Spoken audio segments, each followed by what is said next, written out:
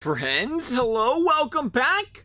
Hopefully everyone's day's been going well. So we've decided to see what the MLB would look like if there was no diamond players in the league. Now it's important to note there are some overall differences from Diamond Dynasty to the regular MLB The Show roster. What we did was take the diamonds from Diamond Dynasty and we removed them all from the game, put them as free agents. We're going to user control every team in franchise mode, so we don't have to worry about anybody signing the free agents. And we're going to see what baseball team comes out on top without any diamonds around. All right, so here's a little bit of a sneak peek, if you will, of what teams' lineups are looking like without a diamond on their team. Now, again, we brought it up before. You're going to have those guys. Brandon Lowe, for whatever reason, he's got the diamond overall, but he hasn't been hit with that diamond in MLB The Show, so that's going to be a big addition for a team like the Tampa Bay Rays. That's going to help them out drastically. He might be the highest overall in the franchise, I think. Now, there's a 91 overall Yasmani Grandal as well, actually, so he's got it going for him as well. But a lot of low overalls. How will teams like the New York Yankees play without any diamonds on their team? Josh Donaldson still's got that 90s. Really? Has Josh Donaldson been looking? How's them stats from last season? 6 home runs, 222 average. Interesting, they gave him a 90 overall star. I guess the year before that he had 37 dingers, so he's still putting up them home runs. I got you there. Michael Brantley's still in there for the Houston Astros. Different faces in different places, it looks like right here. But for the most part, again, just, taking a look at some of these teams, we should see a lower scoring season, potentially. Because you know what? We say that, but guess what? We are also at that point where we have less good pitchers. So will we see some of these not so good hitters kind of rise to the top here of this league? I mean, they kind of have to. They don't really have a choice. They have to rise to the top. But will we see them make a big impact? Or will we see kind of like a 75, 80 RBI best player in the season type of, should we say, stat line for these guys? We'll see. St. Louis Cardinals, a team that didn't really lose too much. Pittsburgh has been, as I was playing third and 23-year-old. Okay, that's great. Good for them. They can have anybody they went off of waivers. If we're going to get a notification every time, that is going to be absolutely lovely. Pittsburgh is just claiming everybody. I didn't know we was going to get notifications for that. That's all right. We good here. I'm so used to... I'm not going to lie. This is a fun story here. I probably spent 5 or 10 minutes trying to figure out how to make this franchise. I don't know why the setting is what it is, but you have to press X on franchise to see the load franchise, the start franchise. Normally you hit a franchise, you hit A, and the first thing you do, or X on PS4, PlayStation, you're probably like, what? Obviously you hit X every time. But you typically would hit the X on PlayStation, A on Xbox, and it'd bring up, load this, or download roster and play with this franchise, or continue franchise. This case, it brings you right to your last franchise. I'm like, what in the heck? I sat there, I was on a Reds franchise looking all over the place at the top of the screen. It's like, all right, we have file manager. Nope, that's not going to do it. All this other stuff is, finally, as I looked at the bottom of the screen, it's like, oh, hit X. The menus have been something I've taken a little bit of time to get used to for me this year. I'm going to be completely honest. I don't know how you guys have been doing with it. Some of you that are completely new to the game are probably like, that's not a big deal. But you've been playing it for a while. You're like, yeah, that's a little different. I think it took me a while to find the settings thing too. Cleared the top right hand corners where the settings is to turn off the soundtrack and everything. Like, dang, some of I think I'm just getting old. You're getting old, bud. You're getting old and you just can't figure out this technology stuff anymore. It has to be the case here. St. Louis, though, 41 and 43. I think that franchise seems up a little bit slower than it used to. Or does it? I know it used to fly through the franchise. I think it's going a little bit slower now. Possibly. We'll see. Maybe it's just the fact that we're getting a lot of notifications as well here. Going into the All-Star break, though. The St. Louis Cardinals, a team who I thought, honestly, would be a favorite to win this division. I guess at the end of the day in this NL Central, not a lot of teams lost the diamond, The Cardinals did lose arenado. We gotta keep that in mind here. That was a pretty big loss there. But the Reds didn't lose anybody. The Cubs didn't lose anybody. The Pirates didn't lose anybody. The Brewers lost Yelich. But that was just about it as far as the NL Central is concerned. The Cardinals, though, appear to be a team that don't have the slightest clue what playoffs look like. So who wins the NL Central? It should be wide open from here then. Oh, who am I kidding? The Brewers lost some starting or relief pitchers as well, didn't they? So they had some pretty big losses in that area as well. Got to remember that. But we'll see how this turned out. Should have been a pretty solid looking season here. I hit it yes on that. I don't know what happened.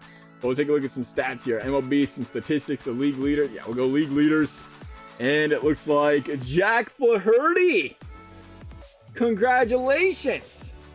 He led the league in ERA. Filthy. 1.9. JD Davis for the New York Mets had the best average. Alec Baum. Bombing it.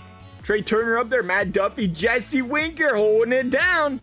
David Peralta batted .299. That's still David Peralta. My buttons are lagging. I think that's just, why is it going so slow? Is it talking to me? What's going on here? Why can't they go quicker? There we go. Might be my controller. Nope, froze again. Chris Taylor, 286, 285 out of Josh Bell. Brandon Nimmo holding it down. Eric Hosmer out there. So we're still seeing a lot of guys bat for average, even without the studs in there. The question is, how's the home runs and the power look? I'm kind of curious to see what we see there. Trey Turner, 47 doubles. Jeez. Birdie, 10 trips. 46 for Pistol Pete. Forgot all about Pete. Man didn't leave. Still got the power. Sword is still out there as well. Joey B dropping 35. This Reds team must have made playoffs. That's what I like to see. Dom Smith. We're seeing a lot of Mets players making their names heard out here too. Dom Smith and Michael Conforto both 30 plus. Andrew McCutcheon out there. Ozzy Albies. He's a power guy. I never see Albies as a power guy. He really isn't. 62 by 71. How did he play last season from power? 6. 24, 24. I guess 24. That's about average for him. Some good numbers. Paul Goldschmidt out there with 29 dingers. How's the RBIs look? I forgot we're only in National League. I gotta remember that. They don't show the entire league. Giancarlo dropped 50. Jeez. No way. This New York Yankees team had 3 players hit 39 plus bombs. That is just unreal. Brandon Lowe, Austin Meadows. We thought that was an advantage for the Rays, but we've heard all about Giancarlo and the boys for these American League teams. 142 RBIs. See, that was just bullying, guys. 142, 130. They took out the good pitchers, and those guys just went to town. Jordan Alvarez, 117. There definitely was not a shortage of runs in the league this season. We can indeed confirm that one. From a National League standpoint, Pistol Pete, 106. Eric Hosmer, 103. Not as potent in the NL, but again, they got no DH over here, so has a little bit to do with it. Alonso again, 102. We call him Pistol Pete, but I think the Mets fans prefer Big Meaty. I don't know. We're giving guys nicknames today. I'll let you know. Birdie, 49 stolen bases. Not bad. BR up there. The stolen bases, you know, we don't lose a lot of stolen base guys when you take the diamonds out, so you kind of expect that. 37 over there and 30 or 28. Based on Buzz, not really concerned. Oh, Josh Johnson to 109. Now we bring it up. Where's Joey B on that on-base percentage? Let me see it. Oh, yeah. Oh, yeah, 391. Unrealistic. And went out there and batted like 6 million this year. And they didn't even give him a good number. That's some disrespect. Can we only see hitters or can we see wins? Yeah, there's some wins right there. Luis Severino, 18, 20 out of McKay. Losses, Kenta Maeda. I want to see the one they call ERA. Ryu, 2.28. Greinke, 2.48. 2.48 out of Maeda as well. So some good pitching performances in the American League. Again, we already know Jack Flaherty killed it for the Cardinals, 1.9. And then Blake's now right behind him. Where's Louis Castillo? Urias having a good season. Dan Winkler. Really? 84 overall, though. Wink. What an upgraded season this man had. 2.25. Good for him. Madison Bumgarner resurrecting that career. Mike Soroka still a stud. Jack Flaherty allowed 9 homers on the year. Good for him. Stellar. Let's take a look at the standings. We already got an idea, I guess, what's happening here because we see the playoffs. So let's look. Cardinals missed it. Cubs made it. 106 and 56. Dominated this division. Reds second place, 85 and 78. Couldn't quite make it. Padres, Diamondbacks, and Dodgers. Dodgers taking a big hit. 86 and 77. We had to wonder what would happen to these Dodgers without all those diamonds. That loaded team over there that they didn't pay for. The Diamondbacks, Dodgers again. The wild card team. I can't even joke without laughing about that. The Yankees and Blue Jays both making playoffs there. Rays, Red Sox, Orioles missing. White Sox, Twins getting in there as well. The Astros, 84 wins. A weak American League West. Heard that one before. Astros going to take it. Dusty and the boys. Twins, Blue Jays were the wild card teams. Let's go ahead and can we switch teams here?